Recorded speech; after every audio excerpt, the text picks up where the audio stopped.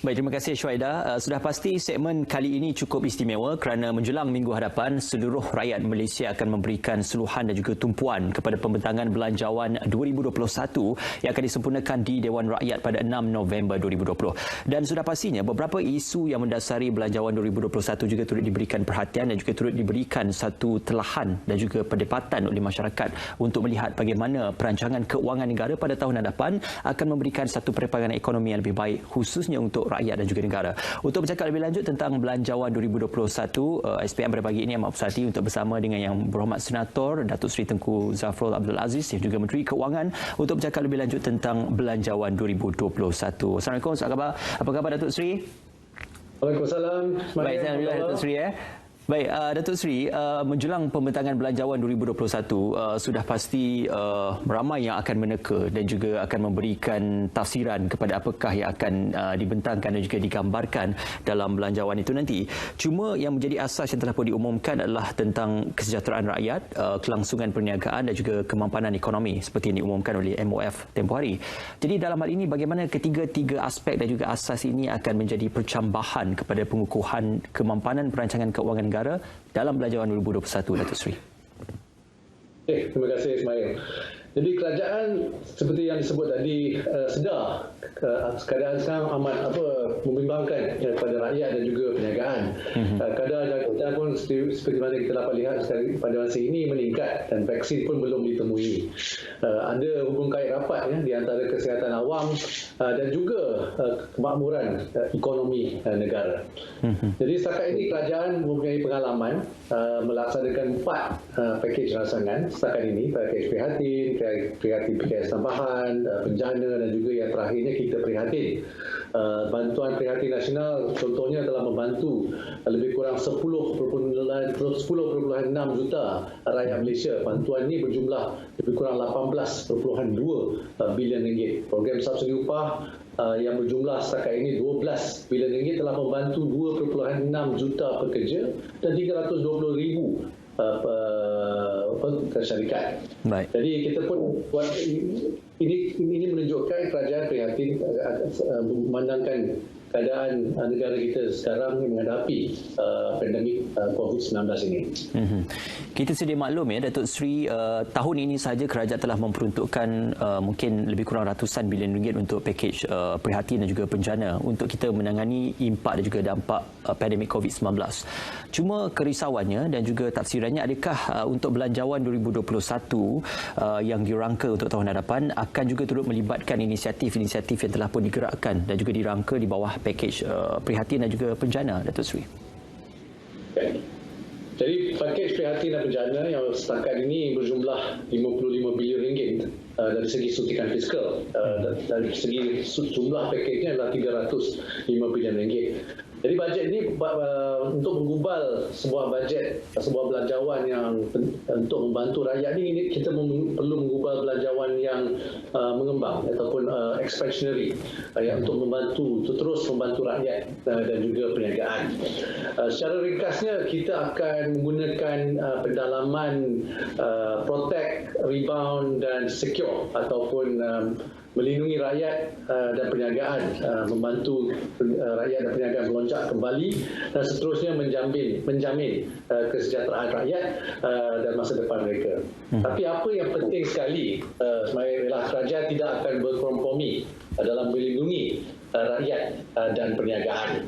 Contohnya dari segi pembelian vaksin, tentu sekali peruntukan akan disediakan. Datuk Seri, dalam kita mendepani cabaran ekonomi global, di samping kita mendepani pandemik COVID-19 ini, kemerosotan nilai mungkin pasaran harga komoditi yang tidak menentu dan juga mungkin kebolehpercayaan kepada pasaran ataupun FDI asing untuk masuk ke dalam negara kita yang juga tidak menentu, serta beberapa faktor-faktor luaran dan juga luar jangka yang telah pun menyebabkan sedikit menjejaskan ekonomi negara secara keseluruhannya. Adakah Belanjawan 2021 juga akan mengambil kira kepada usaha-usaha pemulihan ekonomi hasil ataupun kesan daripada beberapa faktor-faktor luaran yang telah pun memberikan impak kepada ekonomi negara? Setakat setakat ini Malaysia menunjukkan daya tahan dengan ketidaktentuan ekonomi dunia sekarang, termasuklah ekonomi Malaysia. Data terbaru ekspor negara kita pada bulan September meningkat sebanyak 13.6% year on year kepada 88.9 bilion ringgit. Ini menjadikan keseluruhan dagangan keseluruhan ataupun trade surplus meningkat ke 5.5%. Jadi kita masih mempunyai hubungan dagangan yang kuat dengan ekonomi-ekonomi penting seperti China dan juga Amerika Syarikat dan of course Eropah juga. Dan dagangan ASEAN pun masih lagi kukuh dengan regional self-sufficiency kita pada waktu rangkaian bekalan global terkesan akibat COVID-19. Tentang komoditi ini sebenarnya yang penting kita kawal apa yang boleh dikawal dan memperbagaikan hasil negara. Contohnya mengembangkan industri hiliran bagi sektor oil and gas dan juga komoditi seperti minyak sawit. Datuk Seri, langsung daripada kesan yang ditinggalkan oleh pandemik COVID-19, kerajaan telah pun menggagaskan pelan pemulihan ekonomi jangka sederhana yang dijangkakan berakhir pada bulan Disember nanti. Jadi maknanya untuk belanjawan 2021 akan adakah penerusan untuk pemulihan ekonomi dan juga struktur pemulihan ekonomi yang akan diteruskan dalam mungkin belanjawan 2021 nanti, Datuk Seri?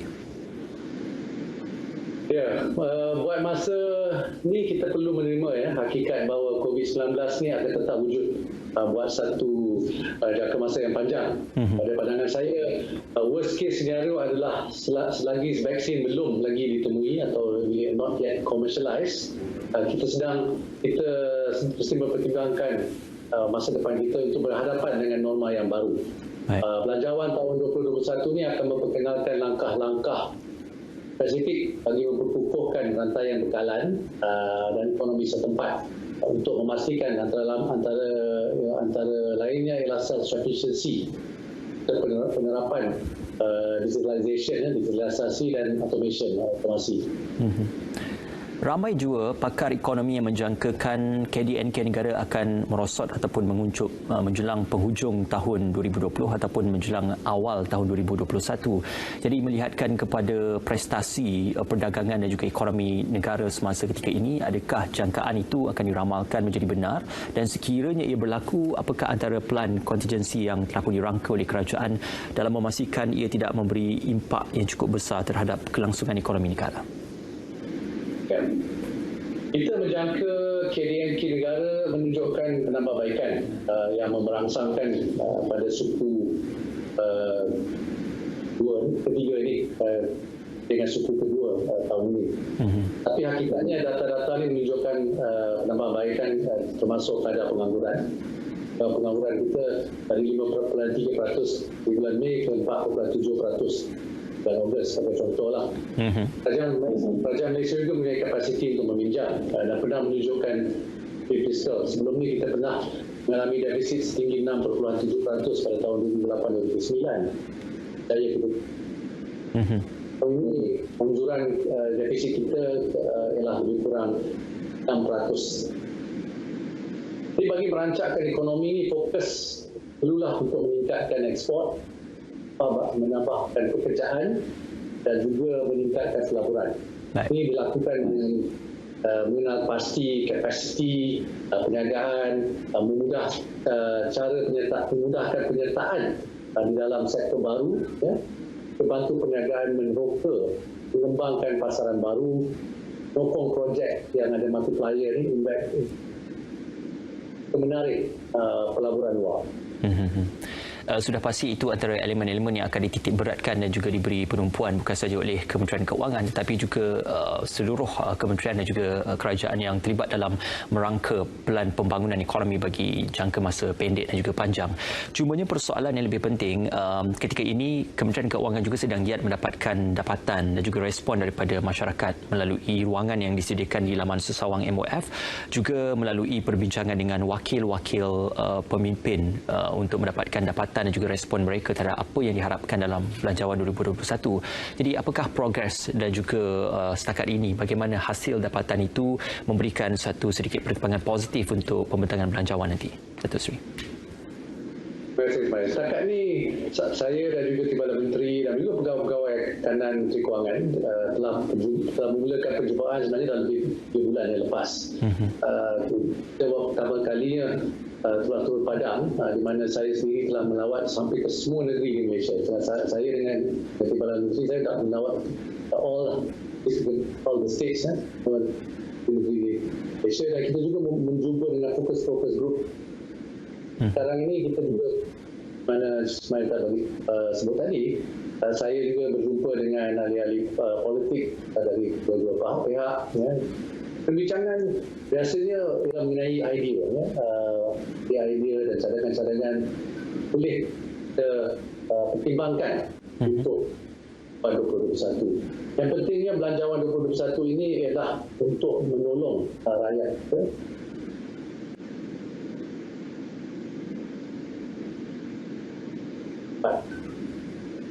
Menangani pandemik COVID-19 ini. Sudah pasti itu antara perkara asas yang diberikan penumpuan dalam Belanjawan 2021, bukan sahaja melalui penerusan kepada beberapa pakej perhatian dan juga penjana yang telah pun diperkenalkan oleh kerajaan. Minggu depan Parlimen juga akan kembali bersidang setelah sekian lama berehat, dan ini memberikan satu ruang untuk kita mendengar bukan sahaja daripada setiap kementerian, malah daripada wakil-wakil politik sendiri untuk mendengar apakah yang diharapkan melalui Belanjawan 2021, dan sudah pasti banyak isu yang akan dibentangkan dan juga dibangkitkan. Apakah harapan Datuk Seri bersempena dengan pembukaan kembali untuk persidangan Parlimen dan juga untuk pembentangan Belanjawan 2021? Parlimen akan dibuka besok, hari Isnin, hari pertama kita semula tinggal ni.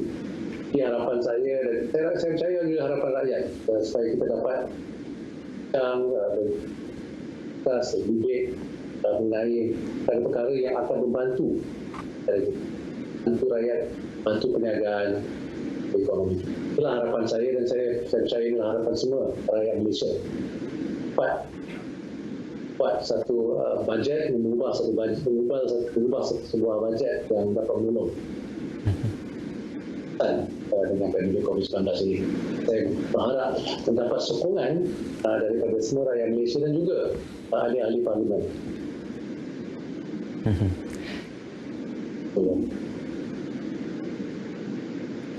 Baik, terima kasih. Terima kasih Datuk Seri untuk perkongsiannya. Kita harapkan agar pembentangan Belanjawan 2021 yang akan disempurnakan pada 6 November nanti akan memberikan suatu penambahbaikan khususnya untuk keadaan ekonomi yang sedang kita hadapi sekarang, dan juga memberikan suntikan yang lebih baik buat pembangunan ekonomi negara pada tahun 2021. Terima kasih Yang Berhormat Senator Datuk Seri Tengku Zafrul Abdul Aziz, Menteri Keuangan, kerana bersama dengan kami dalam kita melihat dan juga meninjau apakah dapatan awal bagi Belanjawan 2021. Seterusnya akan memberikan sedikit bayangan kepada apakah yang akan dinikmati oleh rakyat dan juga masyarakat khususnya menjelang pembentangan Belanjawan 2021. Terima kasih Datuk Seri kerana bersama dengan kami dalam Selamat Pagi Malaysia pada pagi ini, Datuk Seri. Terima kasih Ismail. Sama-sama Datuk Seri. Baik, itu dia kita mendapatkan sedikit dapatan awal berkaitan tentang pembentangan Belanjawan 2021. Teruskan kesian anda bersama kami dalam Selamat Pagi Malaysia. Buat ketika ini kita akan terus saja bersama dengan sahabat penyampai di Met Malaysia. Silakan.